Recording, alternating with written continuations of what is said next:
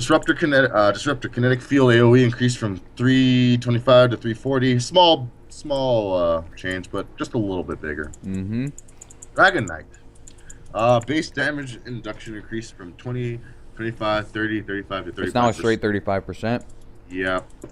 And reskilled. So and the cooldown now goes to 14, 13, 12, 11.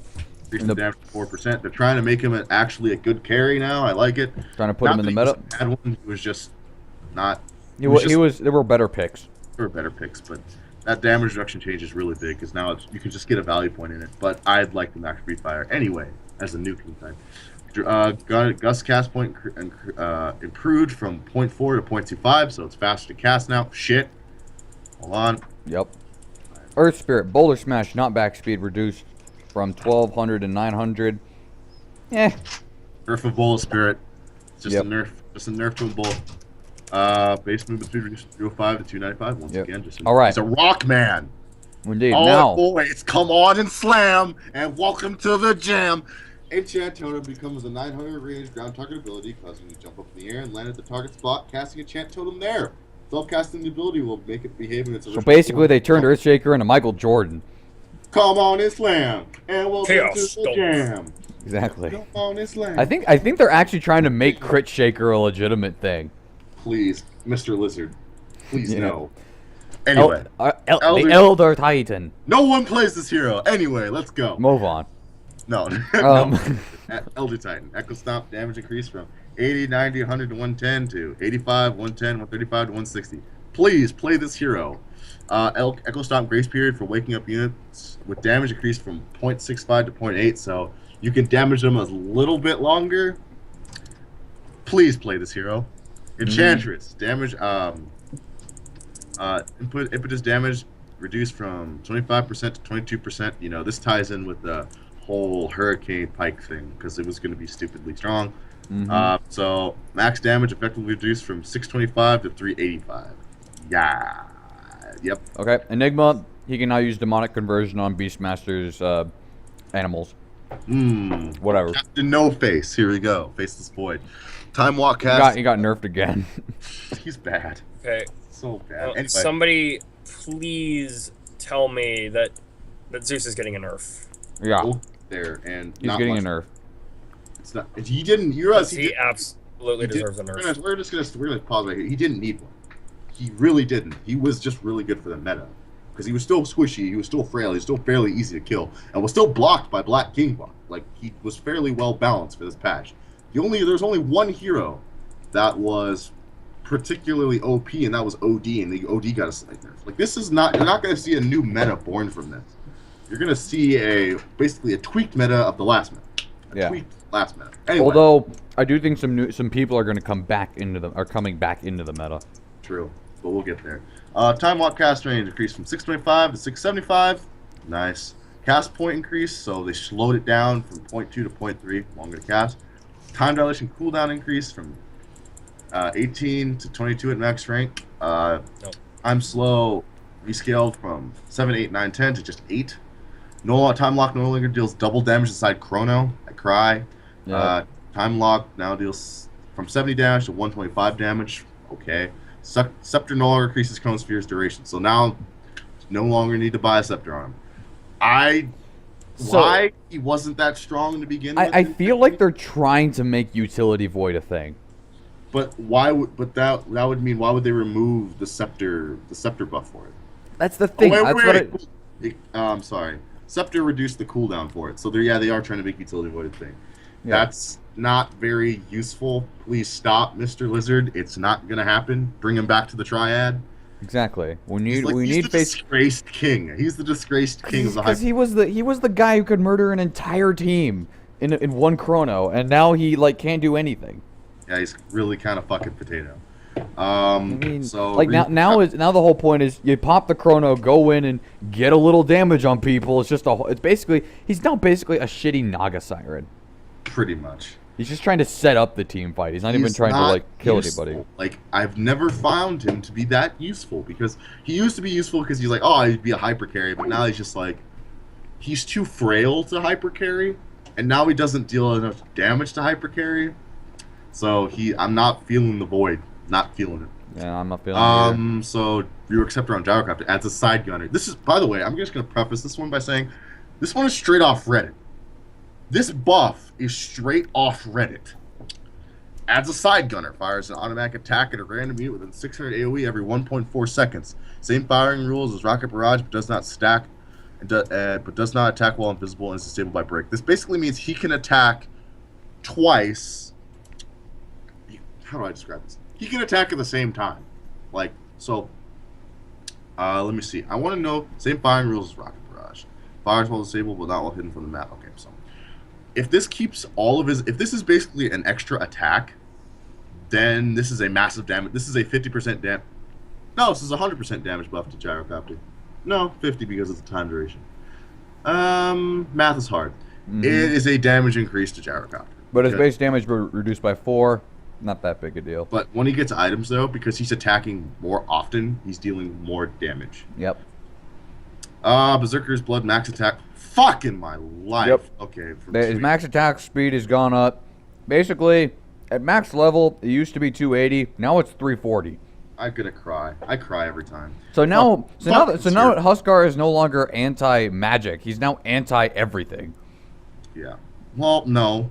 He's still anti-magic. You can kill Huskar pretty easily with any type of large amount of damage. Alright. But he's not that big of a deal. Alright. Invoker. Invoke spells. Actually not that bad of a nerf. Because you realize he was at a 50% win rate on Dota buff. Like a perfect 50%. Mm-hmm. Across all skill levels. So he didn't really need one. So cast point increased from 0 to 0.15. So it's no longer instant, but it's so small it's negligible. Cold Snap is now dispellable because it is a debuff, so that made perfect sense. Ghost Walk duration increased from 35 to 45 seconds, not big of a deal. Tornado Vision reduced from 600 to 200, the AoE of the ability. Not that big of a deal. Forge Spirit's health mana changed from Exhort Quas to Quas Exhort. That's how it always should have been. Quas is for health, Exhort is for damage. It was backwards for no fucking reason. I don't understand. Mm-hmm. And base intelligence reduced from 22 to 16. He got stupider, but it doesn't really matter because he's still super smart. Because he has a 4.0 int game. It's silly. So all right, macropyre distance increased from 900 to 1400, so it's longer. Macropyre is no longer unit targetable. It's now ground targetable only, which is fine by me. Yeah, macros. And then increase the scepter duration from 20 to 30 seconds. Just play Jakiro. Please. Play Jakiro. Play the dragon. Juggernaut. Healing Ward now follows Juggernaut by default. That's it. Patch notes are done. GG. This was the one we've been waiting for. Thank you. We're done. See you later. We're done. Shut it down. Okay, no. Yeah, this was a really nice quality of life. Okay.